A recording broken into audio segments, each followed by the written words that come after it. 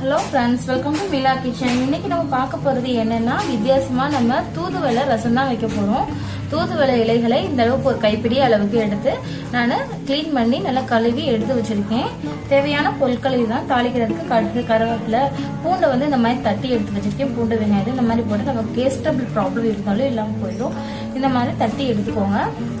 அடுத்து உப்பு தேவையான அளவுக்கு, பெருங்காயத்தூள், அடுத்து மிளகாய் வத்தல், நமக்கு கொத்தமல்லி லாஸ்டா நம்ம போடுறதுக்காக, மிளகு சீரகம் அரைக்கிறதுக்கு நம்ம எடுத்து வச்சிருக்கோம். இப்போ வந்து நான் தக்காளியையும் புளியையும் எப்பயும் வேக போட்டு எடுத்து வைப்பேன். தக்காளியும் புளியும் வேக போட்டு எடுத்து வச்சுக்கோம். இந்த மாதிரி நம்ம வேக போட்டு எடுக்கணும். நம்ம சில பேர் கால் வலி இந்த மாதிரி வருது இல்லையா, அந்த கால் வலியெல்லாம் வராம இருக்கும். இந்த மாதிரி வேக போட்டு எடுத்துருப்போம். இதை நான் கரைச்சி எடுத்துக்கிறேன்.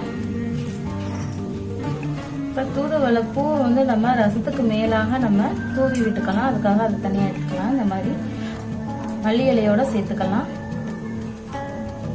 இப்போ மிக்சி ஜார் எடுத்துருக்கோம். மிக்சி ஜார்ல இந்த தூதுவளை இலைகளை சேர்த்துக்குவோம். சளி, இருமல் எது இருந்தாலும் உங்களுக்கு சளியெல்லாம் பறந்துரும் இந்த மாதிரி நீங்க செய்யறனால. அடுத்து நம்ம மிளகு, சீரகம், மிளகையும் சீரகத்தையும் சேர்த்துக்கோங்க. இதை நல்லா நம்ம அரைச்சி எடுத்துக்கலாம். இப்ப இந்த மாதிரி அரைச்சி எடுத்துட்டோம். தூதுவளைய மிளகு சீரகத்தையும் இதை எடுத்து வச்சுக்கலாம். தாளிக்கும் போது சேர்த்துக்கலாம். இப்ப பாத்திரத்தை அடுப்புல வச்சாச்சு. இப்ப காஞ்சது நம்ம எண்ணெய் சேர்த்துக்கலாம். நம்ம கடுகு பொரியட்டும். இப்போ கடுகு பொரியும் போது கருவேப்பிலை,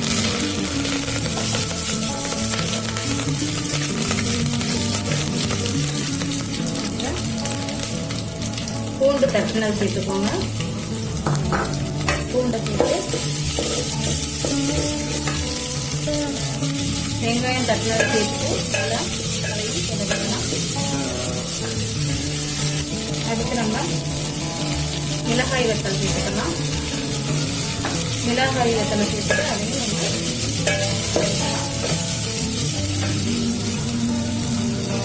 அடுத்து நம்ம தூதுவளையும் மிளகு சீரகமும் அரைச்சிருக்கோம். அதையும் சேர்த்துக்கோங்க. அதையும் சேர்த்தது வதக்கிக்கலாம்.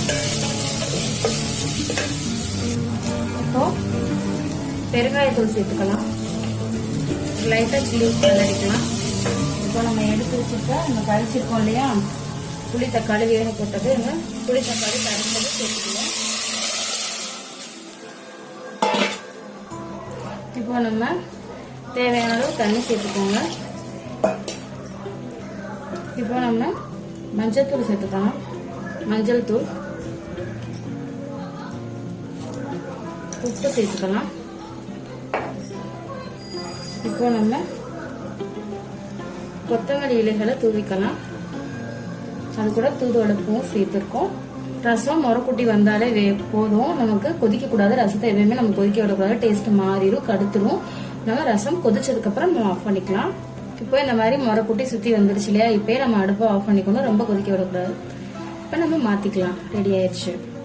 சளி, இருமல், நெஞ்சு தளி, தொண்டை வலி, இந்த மாதிரி அங்கங்க கட்டுன்னு சளி ரொம்ப இருக்கும். அந்த மாதிரி இருக்கிறதுக்கு இந்த தூதுவளை ரசம் ரெடி ஆயிடுச்சு. இந்த மாதிரி நீங்க செஞ்சு சாப்பிட்டீங்கன்னா ரொம்ப குழந்தைகளுக்கெல்லாம் தூதுவளைய கசாயம் வச்சு கொடுக்கலாம். அந்த மாதிரி வச்சு கொடுத்தா சாப்பிட மாட்டாங்க. இந்த மாதிரி ரசத்துல நீங்க கலந்து கொடுக்கலாம். தோசையா சுட்டு கொடுக்கலாம். இந்த மாதிரி நீங்க செய்யும் போது உங்களுக்கு சளியெல்லாம் பறந்து ஓடிடும்.